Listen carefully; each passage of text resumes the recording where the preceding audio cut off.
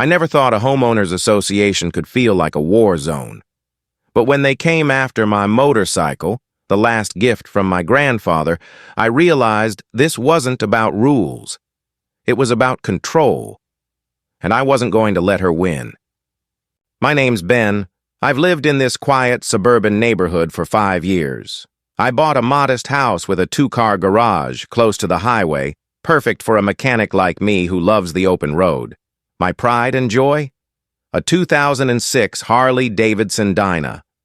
Red tank, chrome everywhere, 88 cubic inches of American muscle. It belonged to my grandpa. When he passed, he left it to me with one rule: take care of it, and never let anyone take it. For the first 2 years, everything was peaceful.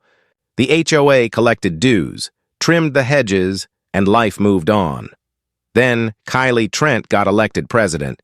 She ran on a platform of preserving property values. What that really meant?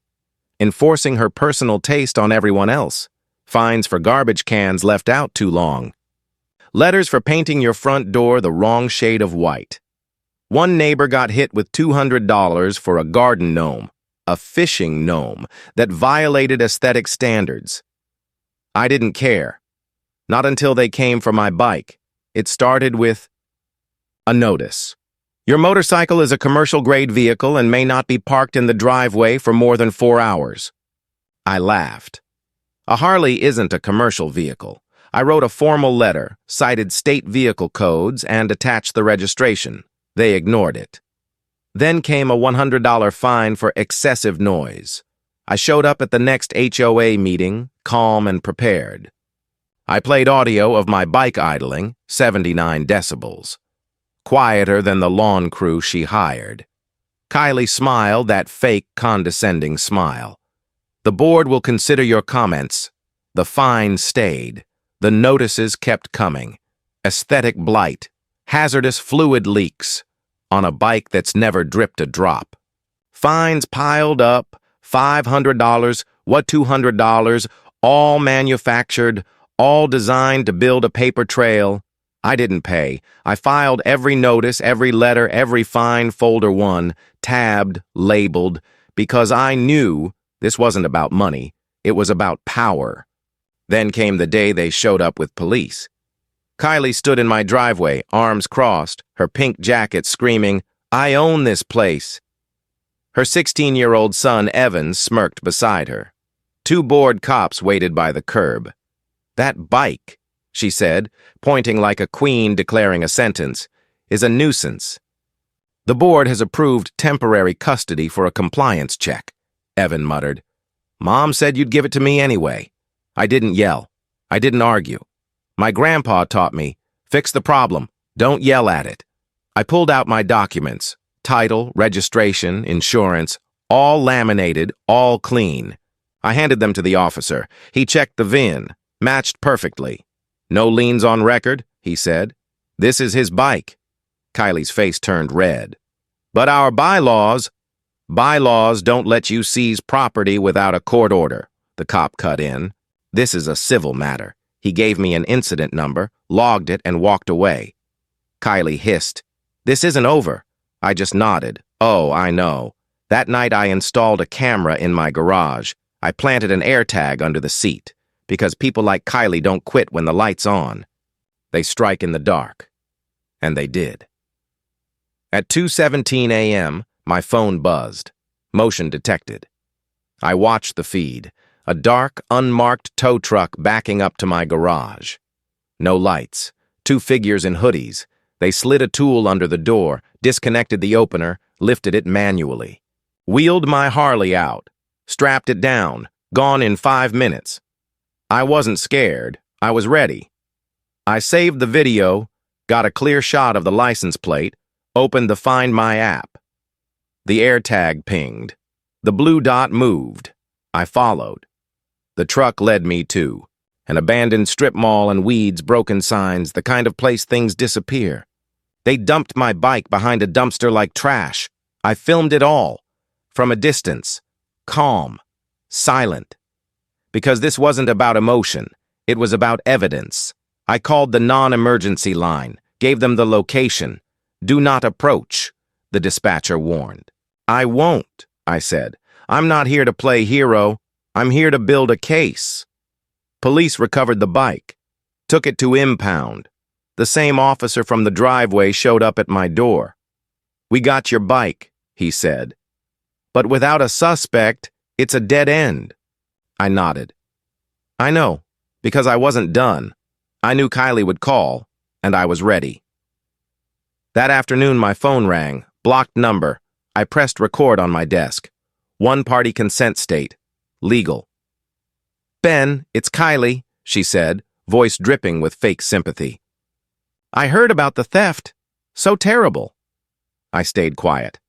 There are impound fees, she said, and fines. It's a mess. Then came the pivot. But I have connections.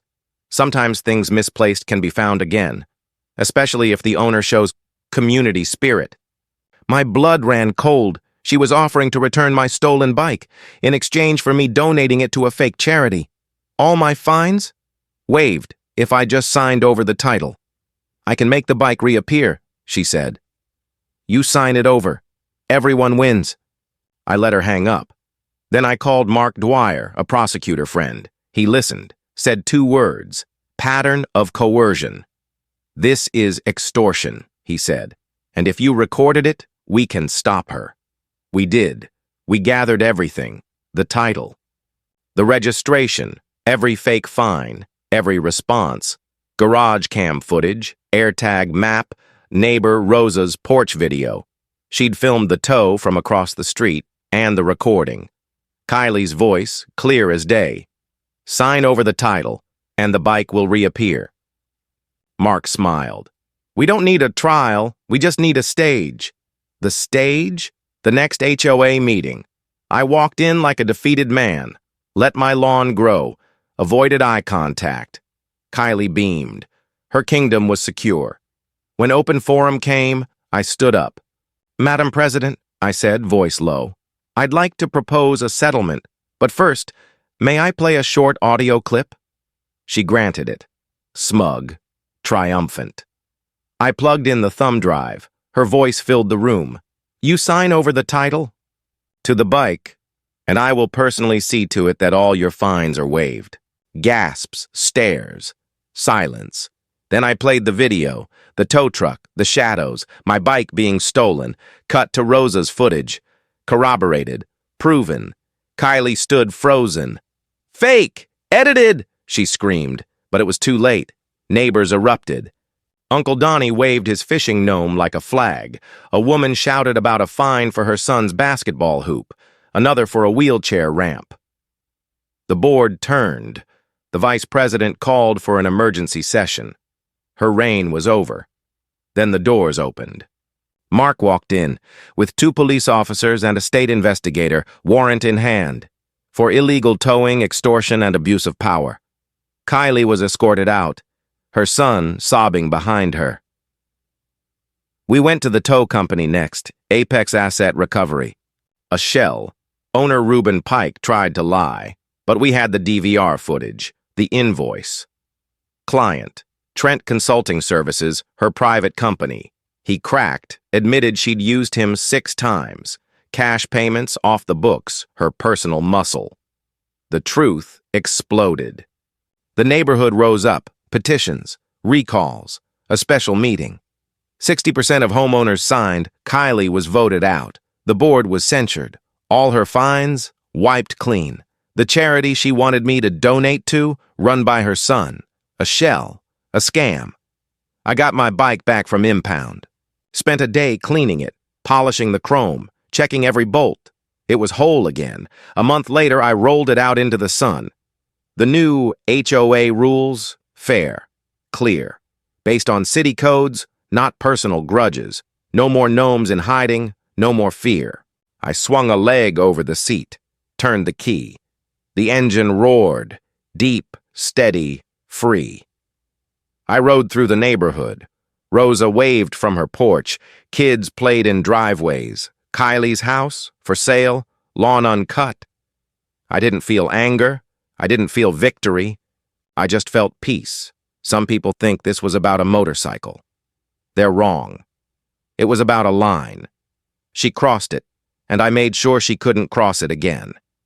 You don't fight bullies with rage. You fight them with patience, with proof, with a folder full of paperwork and a heart full of quiet resolve. Because some things aren't just property. They're legacy, they're freedom, and no HOA, no person gets to take that from you. I ride now, not to escape, but to remember. My grandpa's words echo every time the engine rumbles. A man's got to stand up for his own. If you don't, nobody else will. And sometimes, the best way to stand is to let your enemy hang herself with the rope she wove. I've lived in this neighborhood for 5 years. 5 years of quiet mornings, of coming home from long days in the shop, grease under my nails, a cold beer in hand. I didn't ask for drama. I didn't want war. I just wanted to live in my house, park my bike in my driveway, and be left alone. But when someone comes after what's yours, not because it's dangerous, not because it's illegal, but because it doesn't fit their idea of how life should look, you don't back down. You don't fold. You don't pay the fine and walk away. You dig in. Because what they're really attacking isn't your property. It's your autonomy, your right to exist without permission. Kylie Trent didn't care about noise. She didn't care about property values. She cared about power. She loved the feeling of making people squirm, a $50 fine for a mailbox, a $200 penalty for a garden statue. It wasn't about rules.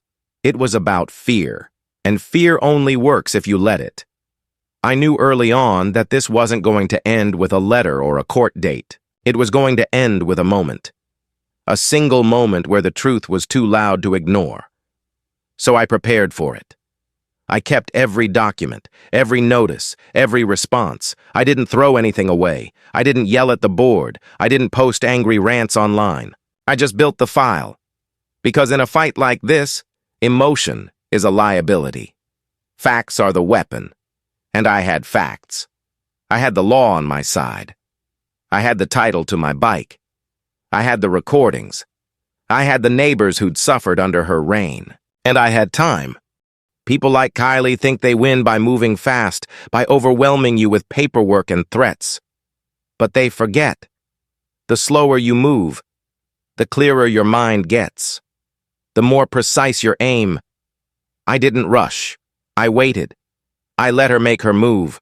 Let her send the tow truck. Let her make the call. And when she did, I was already 3 steps ahead. That's the thing about bullies. They don't plan for resistance. They expect compliance. They've spent so long pushing people around that they can't imagine someone standing still, looking them in the eye and saying, no. And when they finally meet that person, they panic. They lash out. They lie. They threaten. But they don't have a plan for when the victim fights back. Not with anger, but with order, with process, with a chain of evidence so tight, so undeniable, that the only thing left to do is admit defeat. That night at the HOA meeting, I didn't feel triumphant. I didn't gloat. I just played the clip, showed the video, let the room decide, and they did. They saw the truth. Not because I told them, because they saw it. And that's the power of proof. You don't need to scream. You don't need to argue. You just need to show what happened, and when you do, the system works. The police came, the warrant was served, the tow company folded, the board collapsed, and the neighborhood? It breathed again. For the first time in years, people weren't afraid to paint their doors, hang a flag, or let their grass grow a little long. The fishing gnome is back in Uncle Donnie's yard. The basketball hoop's up. The wheelchair ramp was reinstated. And my bike? It's not just a motorcycle. It's a symbol of what happens when you refuse to be intimidated, of what happens when you choose calm over chaos, of what happens when you let the other side hang themselves with their own rope. I didn't win because I was louder. I won because I was ready, because I kept the receipts, because I recorded the call, because I followed the tow truck, because I didn't lose my cool when she pointed and said, "That's ours now." No. It was never hers. It was always mine, and no amount of fake bylaws, fake fines, or fake charity schemes could change that. So now, every time I start that engine, I'm not just riding. I'm reminding myself, and anyone who sees me, that you don't have to accept injustice just because it comes with a title. You don't have to let someone steal your peace just because they wear a badge that says President. You stand your ground, you keep your records, you wait for the right moment. And when it comes, you let the truth speak, because the truth doesn't need a megaphone. It just needs to be heard. And once it is, the game is over. I still live in the same house, same garage, same street. But it feels different now. Lighter. Like the air changed after a storm. People wave, they smile, they talk. No more whispering behind fences. No more fear of a knock on the door. We rewrote the rules. Not with anger, not with revenge, but with fairness, and that's the real victory. Not that Kylie lost, but that we all won back what she took, our sense of community. Because an HOA isn't supposed to be a dictatorship. It's supposed to be a tool, to help, not to control, and now, for the first time, it feels like it belongs to the people again. As for my grandpa's bike, I ride it every weekend, not to show off, not to make noise, but to honor him. He taught me how to fix engines, how to read a torque wrench, how to know when something's broken, and how to fix it the right way. And he taught me one more thing. If you don't stand up for what's yours, you'll spend your life wondering why you let it go. So I stood, and I held on. And now, when I ride down that quiet suburban street, past the houses and the lawns and the kids on bikes, I don't feel tension. I feel freedom, and that's worth every second of the fight.